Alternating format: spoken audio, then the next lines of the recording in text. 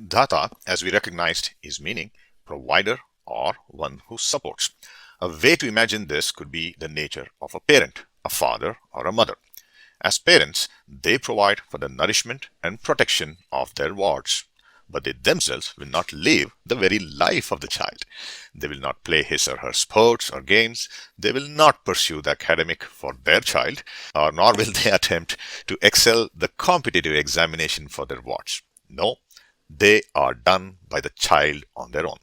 Now, does this child that is provided for by the parents pursue what the parents ask them to do? No. They question and rebel when forced to follow a certain path. They will follow a path of their own. Now, what is the nature of this path they chose? That is, the choices that they make. Why is it so different to what you know? Is this choice driven by God, the Dhata, who is providing for all? Let us appreciate and come a millimeter close to understanding this God's design.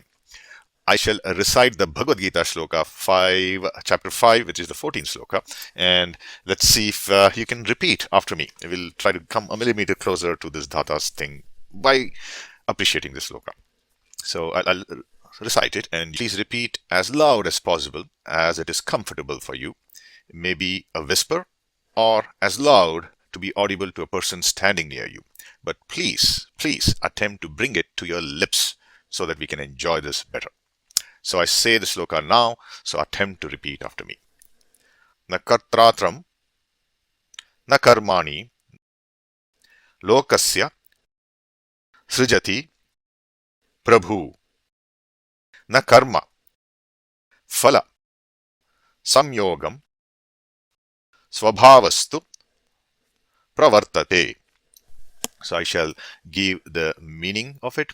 Neither agency nor actions does the Lord create for the world, nor does he bring about the union of those actions with the fruit of actions. It is the nature that does it all. By this, the God's design as Dhata is some way moved the onus back to us as humanities. So he too is playing parent, but asking us, the humanity, to pass the exams ourselves. But how? We placed an argument that he provides the knowledge to pass this exam. When of course, I think at that time we hand bristles on the interconnection of knowledge and entropy when it came to how even knowledge came forth from him in our previous meeting. But for now, what is this nature that is doing work? How is knowledge playing a part under the aegis of Dhata?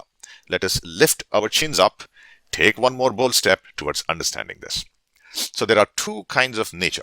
Nature raw, which we can say is unintelligent, and nature ripe, which is intelligent or endowed with this knowledge.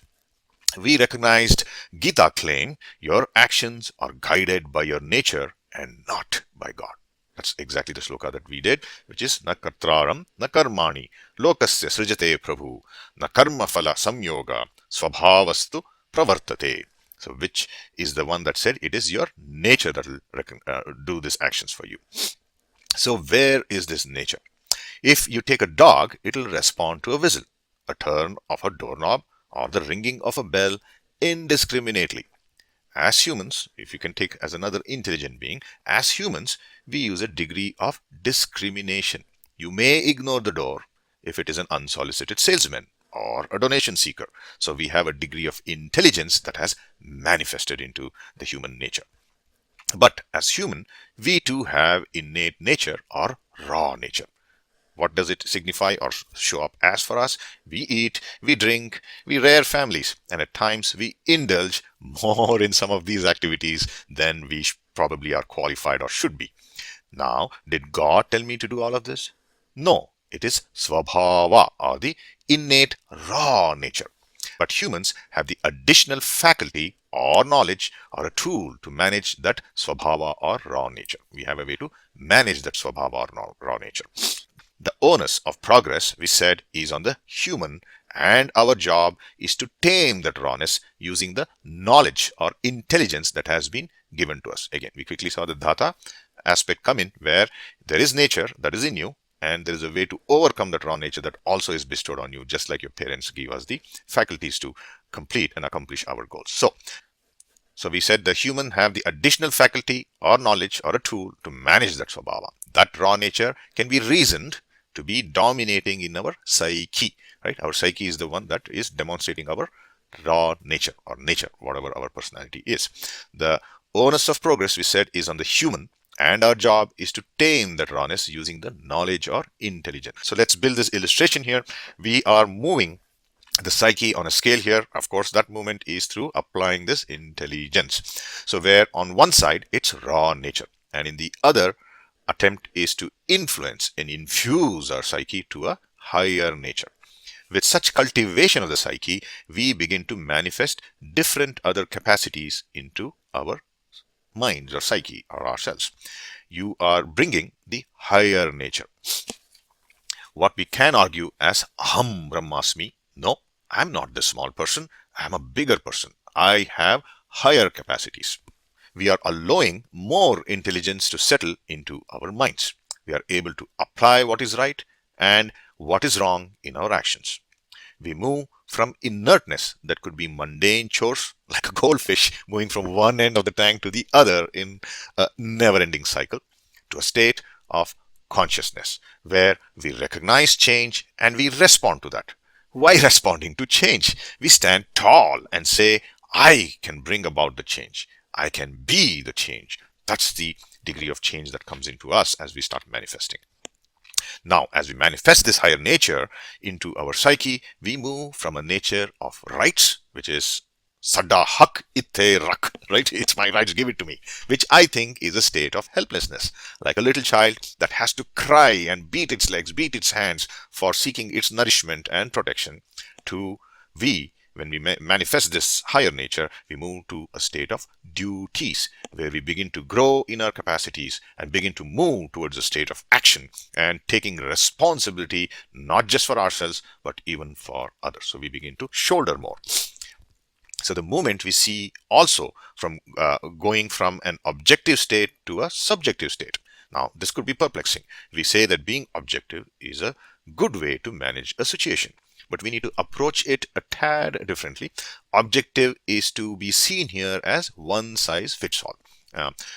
As one may have found in a medication, or let's say you have discovered some medication for an ailment, and that medication at times works for many, but maybe definitely not for all.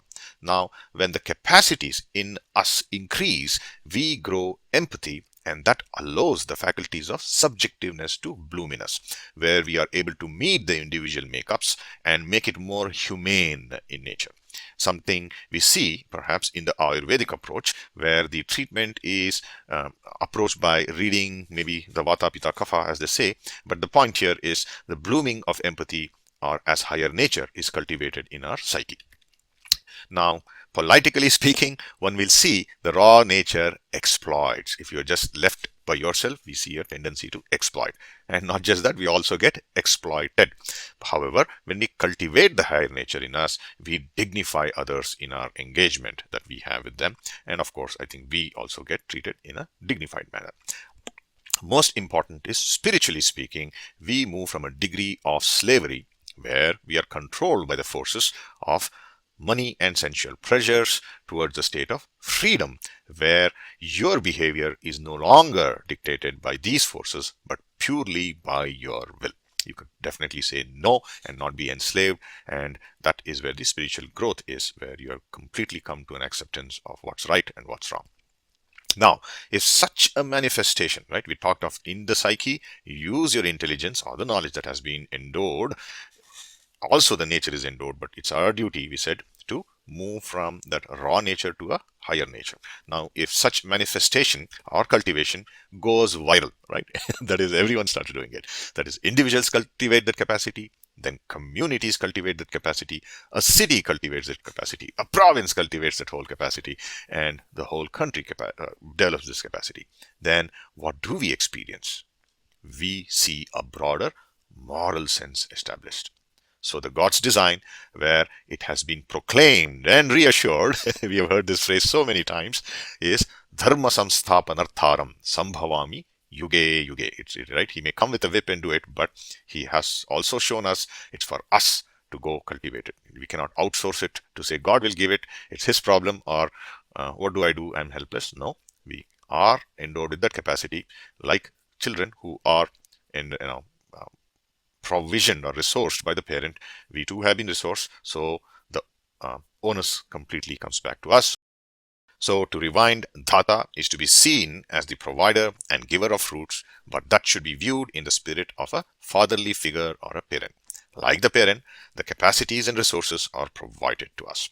The onus of accomplishing this is still on us as humanity. Yes, he will make you win the lottery, but buying the lottery ticket is your job. So, to conclude, we did the sloka in the beginning that set the stage for discussing the topic. Let us repeat that sloka and also summarize with another sloka that most of us already know. So, please again repeat after me. Na kartraram, na karmani, lokasya, srijati, prabhu, na karma, phala, samyogam, svabhavastu, pravartate. Again, meaning neither agency nor action does the Lord create for the world, nor does he bring about the union of those actions with the fruits of action. It is the nature that does it all. So let's also summarize with the sloka that we all know, which is, maybe you can chime along, we'll not stall for others. Sorry, I won't ask you to repeat, but I'll just say, but see if you can repeat or join along with me. Asato ma sadgamaya tamaso ma jyotirgamaya mrutyorma amritam gamaya. Meaning, may we all move from a fleeting change, which is an untruth or an illusion, towards truth and firmness. May we all move from a controlled state or inertness towards illumination and consciousness. May we all move from being enslaved to a cycle of time towards absolute freedom. Thank you, my friends, and I wish you well.